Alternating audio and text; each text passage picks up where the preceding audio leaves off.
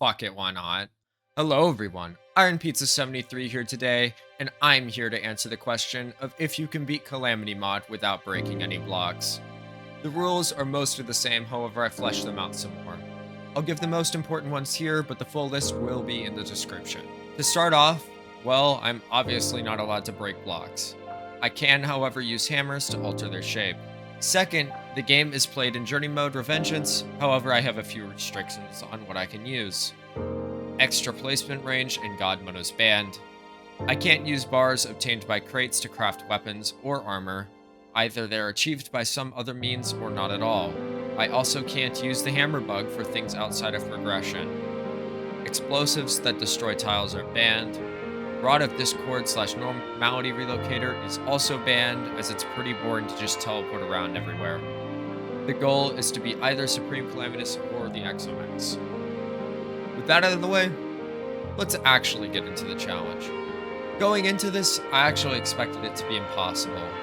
I completely knew that Exomex were more than likely out of the question, due to needing charging stations and power cell factories, but I thought I couldn't craft Supreme Calamitas' altar to summon her. Turns out you can do either. Maybe you can guess how I did it? Pre-hard mode actually doesn't have much for us to do. We start off exploring what we can underground, grabbing Hermes boots and some wood from chests, and then make our way to the ocean, or well, try to. The jungle is pretty dangerous to traverse pre-hard mode, and Calamity changes the left side of the ocean to Sulphurous Sea, so we can't really get the angler very easily from it. Nor was I sure if I could get golden crates from it, or for life crystals. Oh, and the jungle is blocked off again. So after eventually making it to the ocean, it's finally time to progress. After fishing for about 3 to 4 hours for crates, we make our way to the corruption for Ebon Koi and Shadow Scale Mail. The Eye of Cthulhu decides to spawn on its own, but unsurprisingly isn't a big deal. With a dash and the goblin army out of the way, I make a elevator, find the goblin tinkerer, and make my way to the dungeon to fight Skeletron. Skeletron is a pretty simple and easy fight, and gives me access to the dungeon. I only really wanted the Shadow Key and a Cobalt Shield from the dungeon, so it's a relatively short trip inside before I head off to the Sulphurous Sea. The Sulphurous Sea is the entrance to the depths of the abyss and holds many useful weapons, such as my weapon for choice for the Wall of Flesh, the Archerfish. The Archerfish is a very powerful ranged weapon that combines with musket balls to easily pierce through the hungry as it changes them to water bullets. This, combined with Necro armor, should on paper make the Wall of Flesh pretty trivial. In actuality, it was kinda tough. The strategy I use here and will incorporate through most of my run is adrenaline abuse. Adrenaline helps significantly to make up for the gap in my gear for most of the game, due to it giving me about 4 to 5 seconds of double damage. This is also where I realized that Calamity actually had an update and I just never noticed it. This revelation will be key later to my progression in the mod. I noticed because I planned to use the Brimstone Crags to fight the Wall of Flesh due to their open and flat nature. And well, it definitely was different, which, funnily enough, helped even more.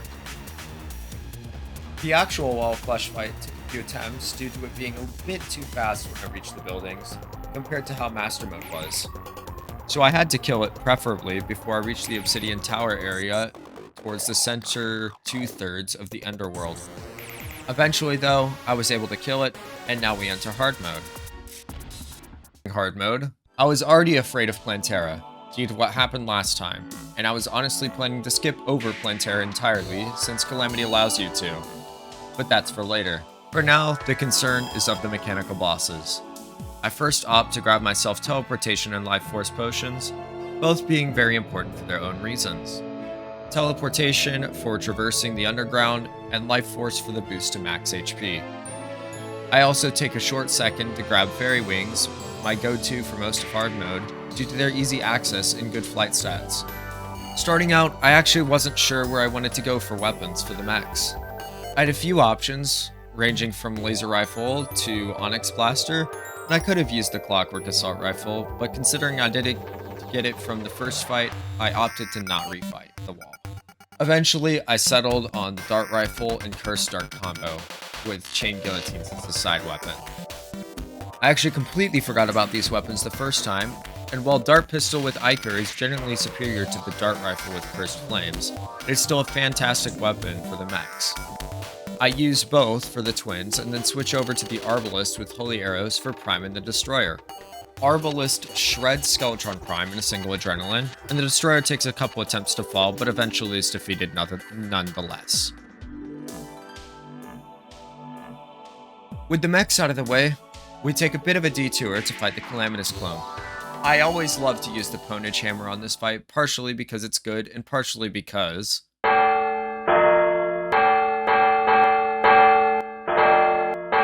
Thankfully, the fight itself isn't too bad, and we move on to Plantera.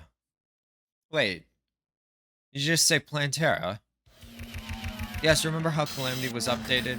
Well, when I was trying to figure out my way around the jungle temple, I stumbled upon the Plantera arena, which I wasn't aware of due to it being new. This made me scrap the idea of skipping Golem and just fight Plantera since it had plenty of space and Calamity's clone had given me Havoc's Breath, which is an exceptional weapon to deal with the tentacles, the main threat of the fight, and make the fight free regardless. Plantera is kind of an awkward point in time for gear, and that's even more awkward without access to Chlorophyte. I'm stuck away from using Shroomite, Chlorophyte armor, and Turtle armor as a result, and I'm stuck to using Paladin instead. Not too outdated, but definitely doesn't help either. Oh, and also there's random blocks and vine rope in the arena, which killed me a few times. Regardless, due to the size of the arena and better gear, the fight is a lot easier and takes significantly less time than in vanilla. We now go on our way to fight Golem, and this time I choose the Elf Melter due to knowing it to be extremely good in Calamity mod for Golem. This requires grabbing a naughty present, and luckily that is pretty easy to grab, just requiring some ectoplasm. Journey mode also expedites this process of farming for the Elf Melter, since I can just speed up the process. Except I kill the first sand tank and it drops Elf Melter.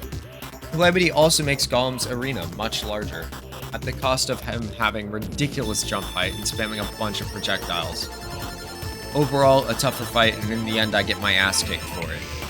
The Inferno shots really get in the way, and you have to stay close or else he jumps like a madman, but being too close gets you shot. It takes several attempts, but once I get a good adrenaline off on phase 3, he goes down. At this point, I've made sure to fish up sulfurous crates and plant Image for life fruit and other materials later. I now go straight into Cultist, but I'm not quite ready yet to beat the Moonlord. I still have one boss I want to beat, but I want the pillar gear first, so I beat the Solar Pillar and Stardust Pillar for Solar Eruption and Daybreak. And now it's time to beat Ravager. I want to beat Ravager for Live Folly and Hydrothermic Armor. Because I can get them through alternative methods, I allow myself to use them for weapons and armor. That doesn't make Ravager any easier. Ravager is kind of an unfair boss, especially when I can't make much vertical space for myself. The rock pillars especially make it a rough time as they can jump unpredictably far, and there's 2 of them, so you dodge one and you get hit by the other. The slow rockets make this even harder as you can easily skip over them and just not notice they're there. Definitely the toughest and most annoying part of hard mode, but nowhere near the hardest part of the challenge. After defeating the pillars, it is time to fight Moonlord, who's just as easy and only takes a couple attempts. My plan for Providence, first and foremost, is to use Celebration Mark II, as it has crazy good DPS reaching upwards of 10,000 on Providence, and has a very fast attack speed. I kill Moonlord a few more times for treasure bags and infinite Luminite, and then make my way to Hollowed in order to grab the Profaned Guardians summon. The Profaned Guardians boss fight surprised me since I didn't realize they were changed in the update, but I beat them first try regardless. There's nothing we really can do to improve between them and Providence, so I jumped straight into the Providence fight, who isn't much of a challenge either, only taking a couple of attempts. The next 3 to 4 bosses are the last of where I will have on-tier gear for the challenge. My plan already was to use Omega Blue armor in order to beat Dog, Yharon, and Supreme Calamitas. So first we have to beat Poltergeist. I plan to use 7 Striker for the fight due to it being, well, a tad powerful to say the least. To get that, however, requires defeating Cygnus. I decided to craft a clockwork bow and hope that is good enough as is for Cygnus.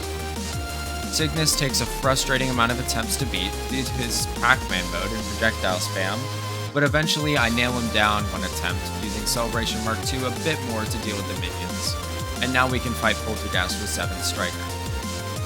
7 Striker trivializes Poltergeist with a bit more DPS than a weapon should have at this stage, and Poltergeist goes down without much trouble. We actually can't use Blood Flare related gear due to the lack of a Hellforge to make an adamantite or titanium forge with, which is why I chose to go with them. This is where sulfurous crates come into play. They give Reaper Teeth, making it easier to get those than grinding the Abyss for a long time. I do still want to go down there for Bobbit Hook, and I do, but the time spent is much less than it would have been. After quickly disposing of the other 2 Sentinels, and grabbing the Sulfuric Acid Cannon from the Acid Rain Tier 3 event, it's time for the Devourer of Gods.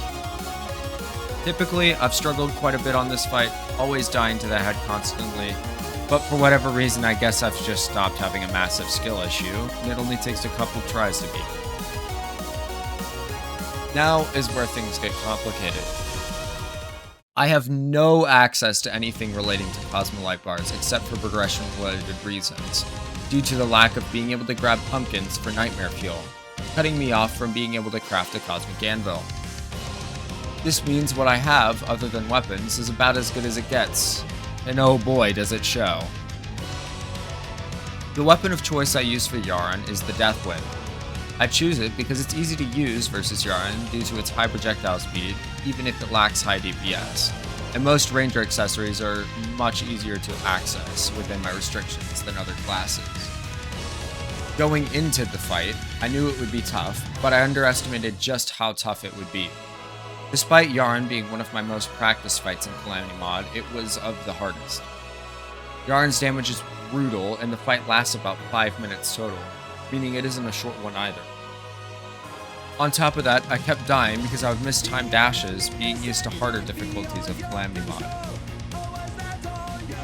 One thing did go my way, however, and that was the fact that where I built the arena was in an area that wasn't filled with sky islands or planetoids.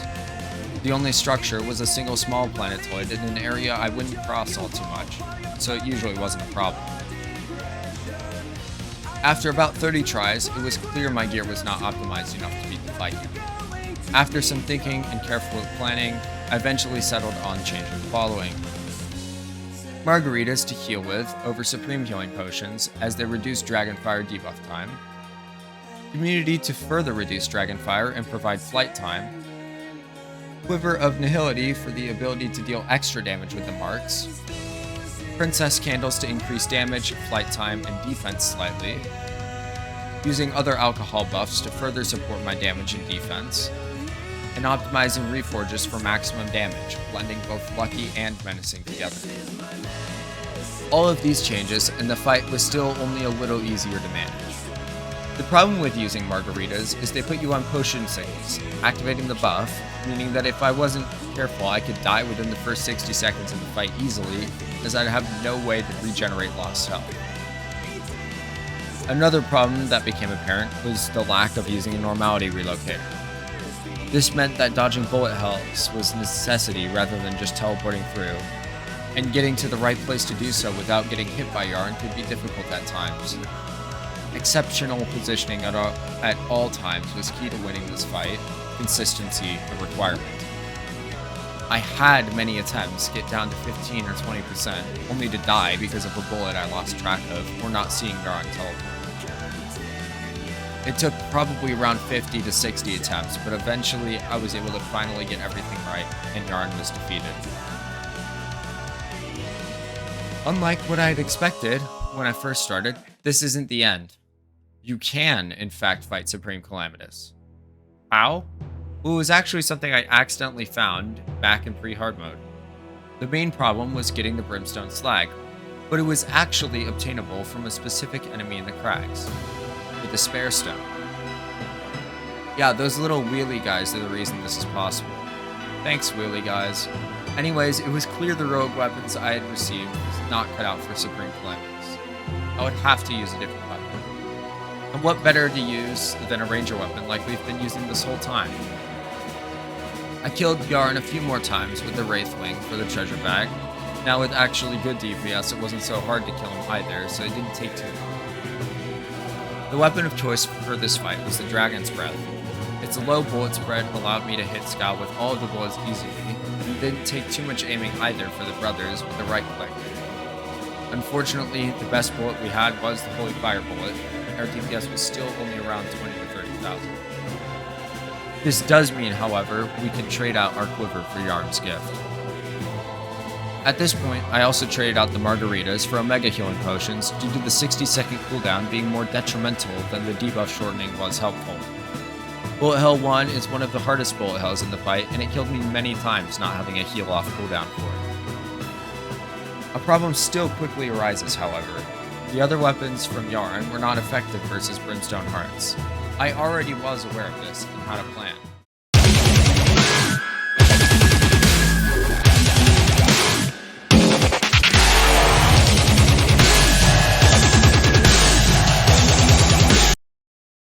Okay, funny bit aside, Murasama is one of the best weapons to deal with the hearts, hands down, even on tier.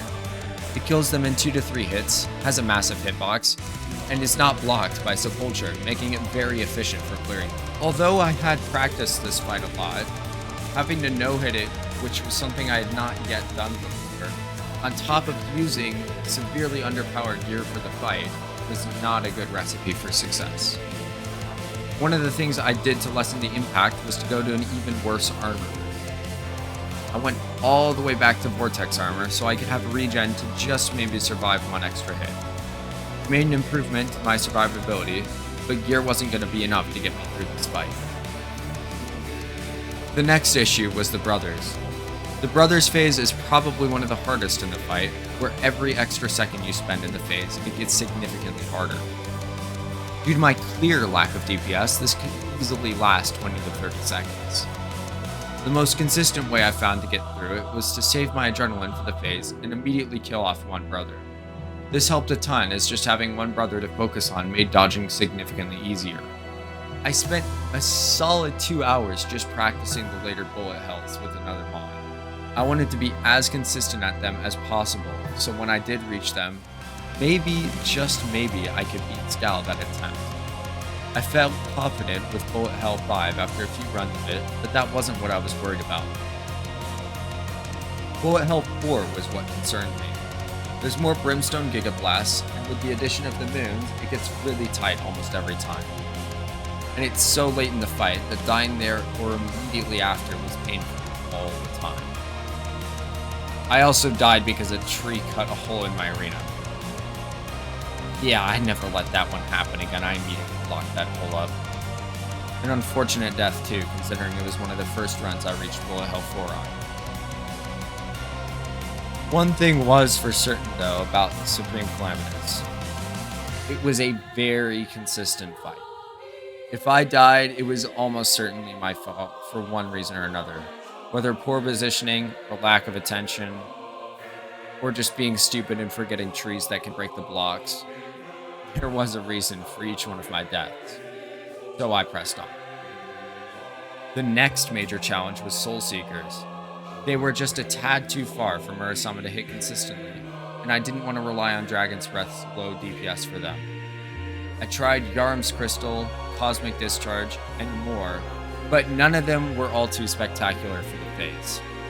Hitting a brick wall so late into the fight really sucked, considering it was hard to practice maneuvering during that phase properly without doing a legitimate attempt. Eventually, though, this happened. I had adrenaline through Bullet Hell 4 and was able to barely clear the Soul Seekers. I had made it to Bullet Hell 5. And not just Bullet Hell 5. I made it to Sepulture. I was on one hit, losing adrenaline to Bullet Hell 5 to save myself from dying. The moons were closing in, and it looked like I was going to die in Sepulture phase. But I just barely squeezed by, and there was one heart left. And I was able to snipe it off with Dragon's Breath. The Vulture was no more, and I had gotten Adrenaline again for the last 8%. I had done it.